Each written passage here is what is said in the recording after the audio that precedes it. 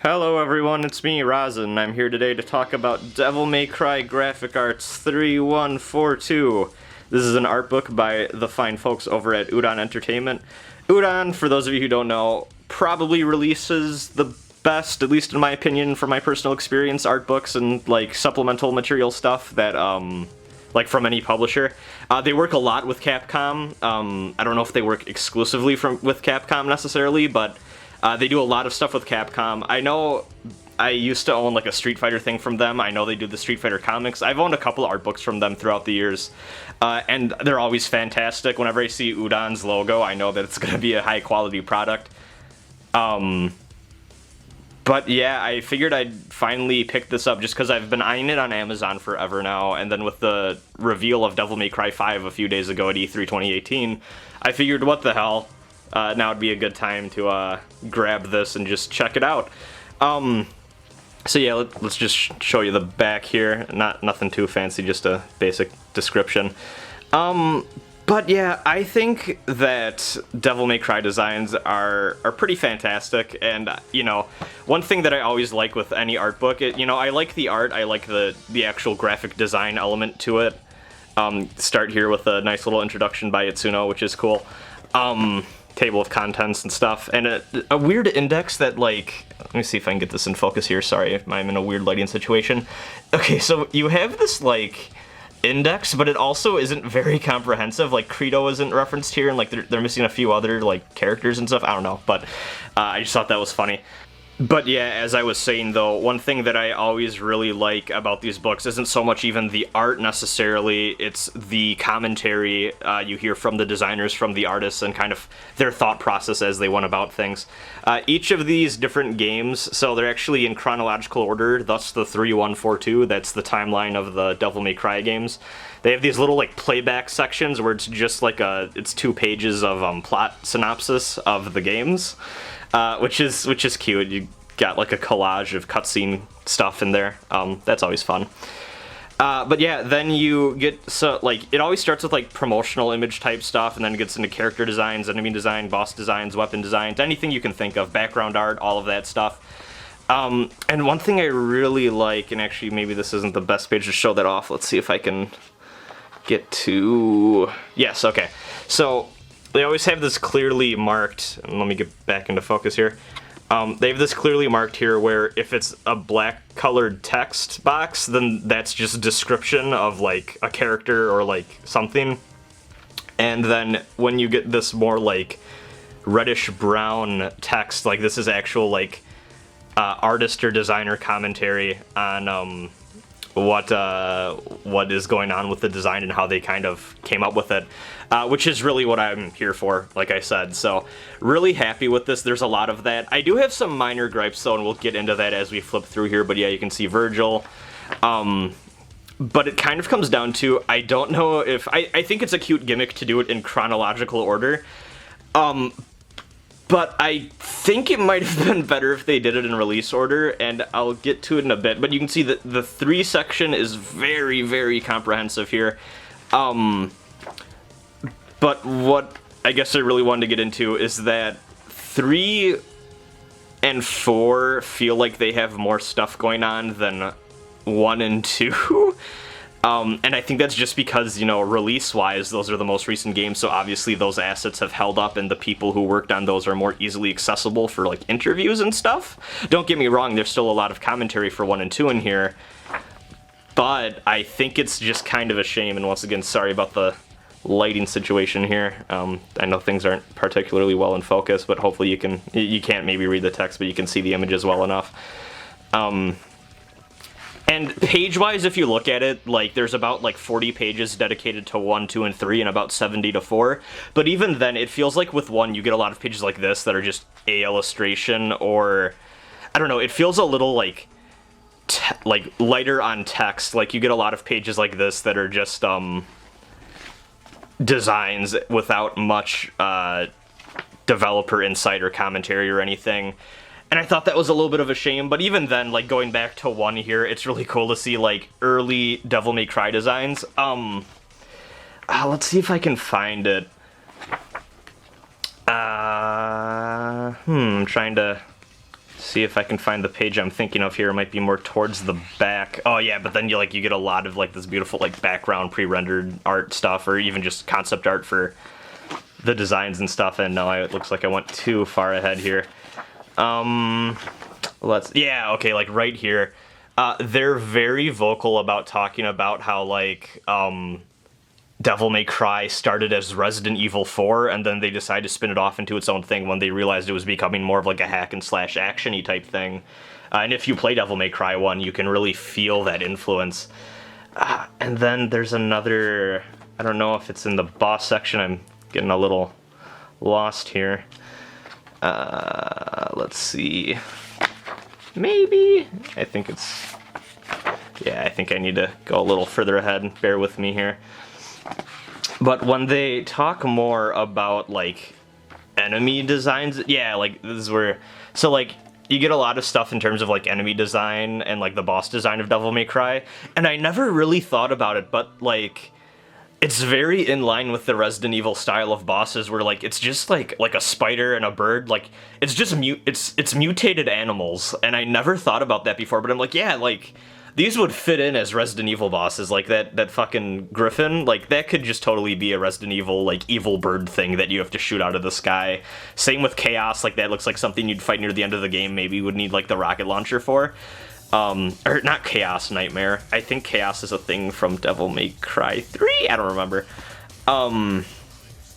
But yeah, so like I really like that they're very transparent about that. Like they're very open about like, yeah, we just reused a bunch of shit from when it was still a Resident Evil game. You get to see a lot of unused enemies that just couldn't make it into the game for whatever reason for all of the different games, which is really cool. Devil May Cry 4 is probably my favorite Devil May Cry game. Just gonna be upfront with that. So I'm very happy with how they cover Devil May Cry 4 in here. In fact, I know there's a dedicated Devil May Cry 4, like, kind of thinner art book that they released, and I looked on Amazon, and there's even a couple of reviews that are like, just get the 3142 art book instead, because that alone is a better Devil May Cry 4 art book than the dedicated Devil May Cry 4 art book, so that's fun. But, like, yeah, like, there's a lot of really cool shit in here, like, really high quality, like, promotional art and stuff that, like, you can get low res online, but, like, it's nice seeing what it's supposed to look like. Something that I always, I can't unsee it now, but it makes me laugh my ass off. Let me get to it.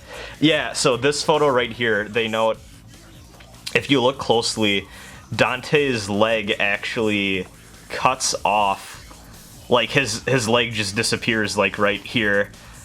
And I never noticed that before, but, like, they reference it in the text, and, like, oh, God, like, that's just so fucking funny to me. No, but, like, there's a lot of these early illustrations I've never even seen before. All the character design stuff. One thing I really liked, though, is they get into, like, all of these early designs. Like, you can tell that this is what they had the most, like, saved still. Because, like, this book was released in 2015. That's actually another thing I should talk about. This book's from 2015. So HD Collection was, like, the last thing that was released. So just keep that in mind. Like, there's no real talk of, like, Devil May Cry 4 Special Edition or anything like that. I like this a lot, actually. So apparently Nero was supposed to have his own, like, full Devil Trigger design like this, and it looks fucking awesome. I wish that we got to see this, but I doubt we'll ever get to see this in the games. It would be cool if this showed up in Devil May Cry 5, but I kind of doubt it. But yeah, this looks awesome. I like this a lot. Kyrie stuff. Credo stuff. Man, I wish Credo was playable in Special Edition or in Devil May Cry 5, but that won't happen because it's just going to be Nero, Dante, Virgil again. Which is cool, but I like Credo a lot. I think he's really underrated, even though he isn't there for too long, I guess. But yeah, like, they got a lot of shit in terms of, like, the 5 devil design, just 5, like, weapon designs in general. But speaking of devil designs, got your Dante final version of the Devil Trigger. Actually, one thing I should talk about with, oh yeah, there's a design for Ultimate Devil Trigger, which kind of looks like Nero's a little bit, actually, too. But I guess this just didn't make it into the game. I don't know if that was, like, an upgrade you could get for Devil Trigger or what, but who knows. Boss stuff. No, but one thing I do want to talk about, let me flip back to 3, sorry to go backwards here. but one thing I was a little disappointed with, because I thought it'd be cool to maybe get some insight, but I wasn't expecting too much, honestly, but would have been nice, is towards the back here. So they do, of course, give credit to Kaneko for the Devil Trigger designs, and they have like a whole like spread dedicated to that. But I wish, I don't know, I wish they reached out and like did like a little bit of interview or like a little bit of talk with Kaneko just to like talk about like what his thought process was. Kaneko, as you probably know if you watch my channel, is the guy who does the demon designs for Shin Megami Tensei and a lot of the character designs and just general all the artwork for that, or at least a lot of the artwork for that. Maybe not so much as of late, but a lot of like the classic designs for demons and stuff come from him. I've always been a really big fan of his art, especially like anything demonic or occulty. I like his people too. I know a lot of people don't like how he draws people, but I don't know. I'm just a big fan of his art all around, I guess. So it's kind of a bummer to me that they didn't have any like discussion or like any insight from him and like his thought process going into the demon design or the Devil Trigger designs. But you know, he is technically just like a guest illustrator for the series, and like he only really did like the designs for that. So you know, what can I say? I guess I can't expect too much. Something I thought was really cool when I went through and noticed is that they have this unused demon enemy type that was going to be like this really like tall but skinny like goblin dude, and then like he would have servant demons that would go like steal red orbs that were in the environment and then feed it to him, and it would power the demon up. So like I just thought that was like a really cool idea of like, oh shit, like red orbs actually like impact the environment and impact fights or whatever. They're not just like a collectible to pick up, but they decided against it for the final game. But oh man, that would have been a really cool idea. I would love to see them do something like that again. All of their environmental stuff. And then we get to Devil May Cry 2, which again, I feel like it has a little bit more stuff than 1 does, but also like, maybe not actually, now that I'm looking at it again. But I like Devil May Cry 2's Dante design a fucking lot though. Like look at that, that's just awesome.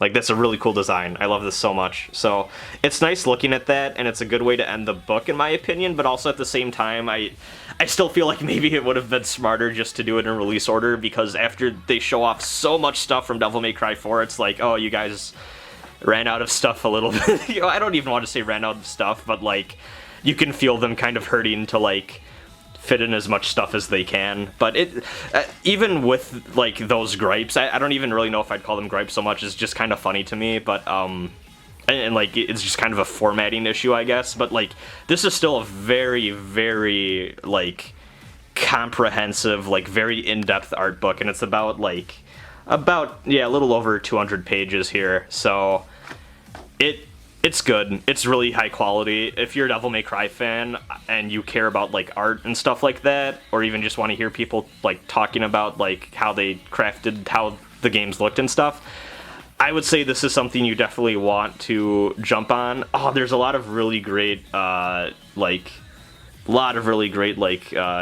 and stuff. You can see DMC Dante over in the corner here. This is all from like guest illustrators and stuff. There's one I like a lot. Yeah, like some of these are from like manga artists and stuff that like I don't know at all. I like this a lot. So it's DMC Dante, but this is from a dude who did SNK, like King of Fighters character designs, and like, oh fuck, this is just a beautiful illustration. This is really cool. Yeah, like I don't know who this person is. It's Shigeki Mishima, who did Armed Librarians and Bright Lights Holy Land. Never heard of either of those, but, you know, cool art, cool art. Oh yeah, and then this is something I almost forgot about. They have all the cameo appearances from Dante and Devil May Cry characters in general and stuff. Like, there's the Project Cross Zone art, like Marvel vs. Capcom stuff, all that. Beautiful Joe, of course. You know, Devil May Cry is always showing up there. Capcom Fighting Evolution. SNK vs. Capcom Card Fighters DS. And then a little bit of stuff from the anime, not too much, but just some like model stuff that they did, which I was shocked that they even included this, because I feel like they never referenced that, like Capcom themselves rather, so kudos to them for actually going out of the way to include a little bit of that, even if it's only a few pages. Then there's a bunch of interviews with modelers, different designers, key art people.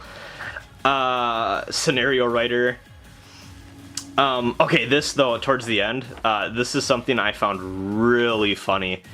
So like all the way towards the end, you get an interview with Itsuno and Motohide Eshiro, who is the producer of DMC Devil May Cry, and they're just talking about like the series as a whole and kind of like they get into the future of it a little bit, where they basically say something towards the end like, oh yeah, like it'd be cool to do either DMC 2 or DMC 5, and like, hey, just let Capcom know if you want to see those things or whatever, and you know, like, yeah, I'd love to work on the series. Actually, one thing too that I guess I should talk about is there, yeah, like right here, I just found it, just caught my eye again. I love this part where Itsuno says, yeah, I was actually scraping together a team to make DMC 4 Special Edition or DMC 5, but it never panned out. Strange, huh? Laughs. That's just so fucking funny in hindsight because we got DMC 4 Special Edition a few years back now, and we're getting DMC 5, so that's really cool. But yeah, like, okay, so I'm sure it wasn't, like, openly malicious, but, like, there's just some quotes from Itsuno in here towards DMC that I found a little funny. Like, there's a point where, like, he says something like Itsuno says, like, they have a thing for Asians, and he's like, yeah, a lot of Ninja Theory's characters really resemble each other, and, like, I don't think he meant it like that, but it feels kind of passive-aggressive. No, but then there's this thing over here where, like, they're talking about how Virgil from DMC was supposed to look, like, way more different than DMC 3 Virgil, but then ended up looking pretty similar, and, like, Itsuno even says, like, they probably just ran out of time. And, like, I don't know, I don't think he means anything malicious towards it or anything, but it's just kind of funny to me. Oh, and then over here they're talking about how, like, they crafted DMC Dante to appeal to a, Western audience, and, like, they wanted to make something more, like, grounded, realistic, or, like, more punkish type to, like, appeal to the Western crowd. But, like, then he even says, like, oh yeah, classic Dante's design is fine for, like, a Japanese audience or whatever. But then I think it's really fucking funny how there's this part here where like the Eshiro says, like, the decision to make Dante half angel, half demon was always one made by Ninja Theory. They had their own vision and they worked into the scenario, or that they worked into the scenario. And Itsuno says, but not much of a vision for the gameplay itself. So yeah, I don't think he means anything malicious by it. Obviously, Itsuno seems like a pretty kind dude, and like I'm sure there's no ill will there or anything. But it just feels like he keeps giving like these really passive aggressive or snarky like comments towards DMC and Ninja Theory, which I thought was kind of funny. But yeah, actually one thing to I guess keep in mind, and there isn't too much DMC stuff in here. I think there actually is just a separate DMC art book. So if you're a fan of DMC, not so much the classic series, I know there's a few people out there that kind of just prefer the look and feel and stuff like that of that game versus the classic 4 games. This probably isn't the book for you. This is more just for like the mainline Devil May Cry series. But there is a little bit of DMC stuff sprinkled in here and there, especially towards the interviews at the end. But yeah, I'm excited for Devil May Cry 5, and this got me even more excited just because it put me back in the mood. And yeah, I don't know. One of these days I want to let's play that first Devil May Cry game. I just need to practice and become not shit at it. So yeah, highly recommend this. I'll drop a link for it on Amazon down below. That's where I got it from. So yeah, have a good one, everyone. Good art book. Bye.